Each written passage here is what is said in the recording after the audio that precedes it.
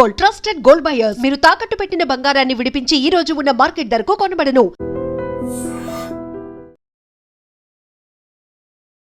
నమస్కారం అండి. నమస్కారం. ఏంటి ముఖ్యంగా మీరు అంటే క్వశ్చన్ ఏంటంటే మిమ్మల్ని కాంట్రాక్ట్ ఉద్యోగం నుంచి తీసేశారన్నారు కదా, సెక్రటేరియట్లో చేస్తున్నారు మీరు. సో మేడం సెక్రటేరియట్లో చేస్తుంది. సో ఈమె పర్సనల్గా కొన్ని సంఘాలలో ఉంది, కొన్ని పార్టీలకి పర్సనల్ ఈమె అభిమానంతో తిరుగుతుంది.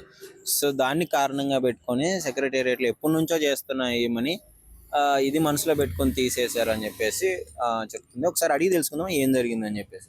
నమస్తే. నమస్కారం. ఏం జరిగింది అసలు సమస్య? ఏం జరగలేదు. కాంట్రాక్టర్ వచ్చిండు, 5 నెలలు అవుతుంది.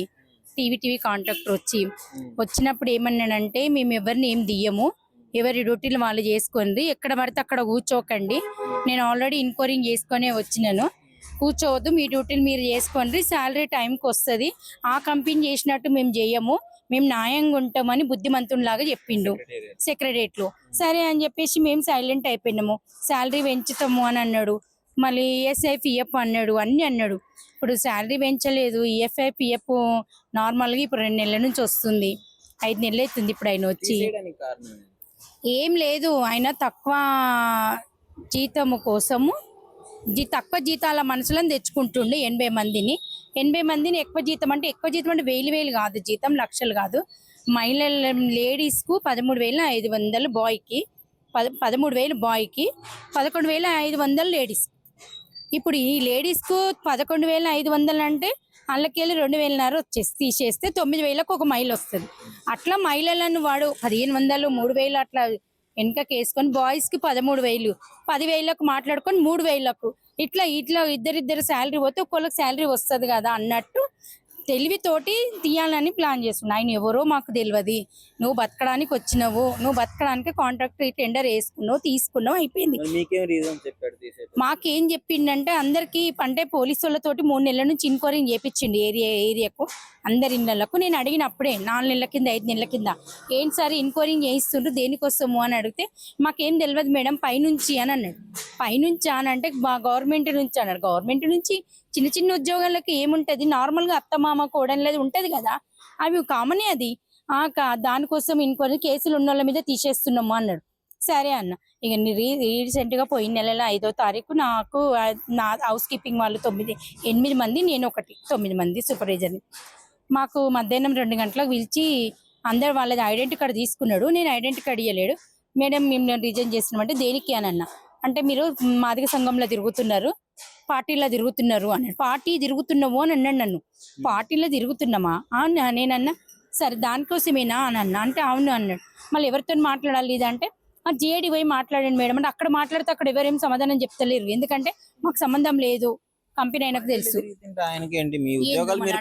అదే అర్థమైతలేదు, ఎందుకు పార్టీలో తిరిగితే నీకు ఏమైనా నష్టపోతున్నదా? పెద్ద పార్టీలలో అంటే ఇక్కడ దీని అక్కడ దీని ఇక్కడ పోతలేం కదా. మాకు కరోనా సీజన్లలో మాకు అక్క హెల్ప్ చేసింది, బిడ్డలకు హెల్ప్ చేసింది తల్లి, అంత మాత్రాన మామని మర్చిపోలేం కదా మనము. నువ్వంటే నిన్న మొన్న వచ్చినావు అని నువ్వే ఇంత ఉంటే, మేము 30 ఏళ్ళ నుంచి చేస్తున్నాం. మేము హౌస్ కీపింగ్ చేసి సూపర్వైజర్ పోస్ట్ దేనికి ఇచ్చిర్రు? మాకు ట్రైనింగ్ ఉంది ఇచ్చిర్రు కదా, టాలెంట్ ఉందని ఇచ్చిండ్రు. ఇక నువ్వు వచ్చి నువ్వు తీయను చేయనని అన్ని శుద్ధపూస మాటలు మాట్లాడి ఇప్పుడు వచ్చి 10 మంది నెలకు 15 మంది 10 మందిని తీసేస్తా అంటే కాదు కదా. అది నువ్వు రెంట్కు వచ్చినావు, రెంట్కు ఉంటాను వచ్చి నువ్వు ఇల్లుగాళ్ళని బయటికి వెళ్ళగొడతా, ఇంట్లో బయటికి వెళ్ళగొడతా అంటే కాదు కదా. అది ఎట్లయితుంది? మీ ఉద్యోగంలో మీకు సంబంధించిన డ్యూటీ చేసేటప్పుడు ఎప్పుడైనా పార్టీ జెండాలు కానీ పార్టీకి సంబంధించిన ఏమన్నా ప్రస్తావన తీసుకొస్తే అప్పుడు తీసేయాలి. మీరు ఉద్యోగాలు మీరు చేస్తున్నారు క్లియర్గా, పార్టీలో అంటే మీ అభిమానం కొద్ది తిరిగినా కానీ తీసేస్తారు. నాది సండే ఒకటి వీక్ ఆఫ్ ఉంటుంది, నాకు ఓన్లీ సండేనే తీసుకుంటాను. నాది రిజిస్టర్ చూడండి, పాత కంపెనీ జరిపి వచ్చిన రిజిస్టర్ బి చూడండి, హౌస్ కీపింగ్ బి అంతే ఉన్నా. నేను ఎప్పుడు డుమ్మాలు కొట్టలేను, సండే ఒకటి వీక్ ఆఫ్ తీసుకుంటాను. సండే వీక్ ఆఫ్ తీసుకుంటే నాకు తిరగాలనిపిస్తే వెళ్ళాలనిపిస్తే వెళ్తా, ఇంట్లో ఉండాలనిపిస్తే ఉంటా, అంతే. నేను అట్లా ఇంట్లో ఉన్నాను. ఇక నువ్వు ఏ రీజన్ లేని అడిగితే వేరే వాళ్ళు ఫోన్ చేసిర్రు, వేరే అన్న సంఘం అన్నకు ఫోన్ చేయించిన, ఫోన్ నంబర్ చెప్పిన, అన్న ఇట్లా అయిందంటే క్యాస్ట్ గురించి ఎట్లా మాట్లాడతాడరా, మన సంఘం వాళ్ళు అందరు దిగుతారు అని అన్నాడు. దించుదామన్నా అని అన్న. అంటే అన్నాడు, నేను ఒకసారి మాట్లాడి నేను ఫోన్ చేస్తారా అని అన్నాడు. సుకుమార్ సార్కు మాట్లాడితే ఏమంటుండంట, ఇప్పుడు 4 నెలల పాత కాంట్రాక్టర్ ఉన్నప్పుడు 4 నెలల జీతం ఆపిండ్రు, నేనే ఇప్పించిన 4 నెలల జీతము.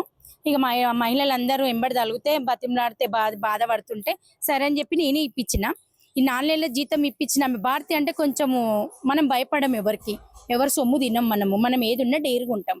అట్లా అనేసి 4 నెలల జీతం ఇవ్వలేదు అని అంటే ఇప్పించినందుకు ఈమెను జరిపేస్తే ఈమె సంఘంలో ఉంది, మహిళల సంఘం ఉంది, మళ్ళీ పార్టీలో తిరుగుతుంది. నేను అన్నా ఎవరు కడుపు మీద కొడితే నేను ఊకోను, ఎవరు కడుపు మీద. అక్కతో ఏమన్నా చెప్పారా అక్క ఇది ప్రాబ్లం ఉంది మరి ఇట్లా ఏమన్నా? అక్క చెప్పిన, నేను ఆల్రెడీ చెప్పిన. అక్క అనేది అట్లెట్లయితుంది అని అన్నది. రూప్ సింగ్ అన్న మాట్లాడిండంట. రూప్ సింగ్ అన్న మాట్లాడితే అంటుండట, రూప్ సింగ్ అన్న మాట్లాడి రూప్ సింగ్ కవితకుల జాగృతిలోకి వెళ్ళి రూప్ సింగ్ తోని మాట్లాడిపించినవు అని అన్నాడు. బరాబర్ మాట్లాడిపిస్తా. రూప్ సింగ్ అన్న మాట్లాడిండంట. ఆయన సంఘంలో తిరుగుతేంది, పార్టీలో తిరుగుతేంది, నీ ఉద్యోగానికి ఏమైనా డిఫరెంట్ అయ్యిందా, లేకుంటే నేను ఏమైనా డుమ్మాలు కొట్టి పోతున్నానా? కావాలని అంటే తక్కువ జీతానికి తెచ్చుకుందాము 9,000కు. అది నువ్వు తీసేస్తే మేము చూసుకొని కూర్చునేది లేదు. మేము అసలు ఊకోము. అందులో చేసేటోళ్ళు నెలకు 10 మంది. ఇప్పుడు ఒక లిస్ట్ వచ్చింది, ఇప్పుడు ఇంకా 10 మంది లిస్ట్ వచ్చింది. మహిళలు అందులో అందరు భయపడకుండా చేస్తారు. మా కడుపు మీద కొడితే మేము ఎక్కడ పోవాలి? పోయి భారతక్క దగ్గరికి పోయిండు. అక్క మేము కూర్చుంటాం చేస్తామంటే ఫస్ట్ సంఘపోళ్ళని కూర్చోబెట్టాలి. మండకృష్ణ అన్న తెలుసు నాకు, నా సంఘం వాళ్ళు తెలుసు. ఆల్రెడీ నా సంఘం వాళ్ళు కొంచెం వరంగల్ పోయిర్రు. వాళ్ళు వచ్చినాక వాళ్ళు ఆల్రెడీ వార్నింగ్ ఇచ్చినట, నువ్వు తీసుకున్న దాకా మేము కూర్చుంటాము అని.